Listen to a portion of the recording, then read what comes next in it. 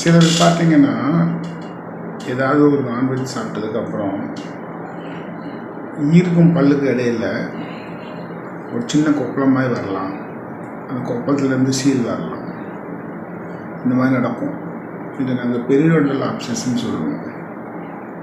எதனால் வர்றதுன்னு பார்த்தீங்கன்னா, மீனோ இல்லை ஒரு நான்வெஜ் சிக்கன் பீஸோ, ஒரு எலும்பு பீஸு, ஒரு சின்ன குச்சியோ, நீங்கள் பல் குத்துறதுக்கு உபயோகிக்கிற குச்சியோ உள்ளே போய் குத்தி சொருகிக்கிடுச்சு அப்படின்னா அந்த இடத்துல சீல் பிடிச்சி இந்த மாதிரி வரும். இது பார்த்திங்கன்னா வேறு பல்னால் வர பிரச்சனை கிடையாது, இது பியூர்லி ஈர்னால் வர பிரச்சனை. இது ஆன்டிபயோட்டிக் போட்டு அந்த உள்ளே இருக்க பீஸை எடுத்தால் ஒழிய இது சரியாகாது. இதுக்கு பேர் பெரிடோண்டல் அப்சஸ்ன்னு பேர்.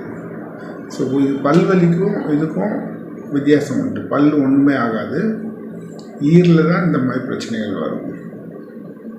ஸோ நீங்கள் நான்வெஜ் சாப்பிட்டதுக்கப்புறம் ஒரு நாள் 2 நாளில் வந்துச்சு இந்த மாதிரி ப்ராப்ளம்னா, இல்லை பல் குத்துனதுக்கப்புறம் வந்துச்சு அப்படின்னா இதுதான் மெயின் காரணமாக இருக்கும்.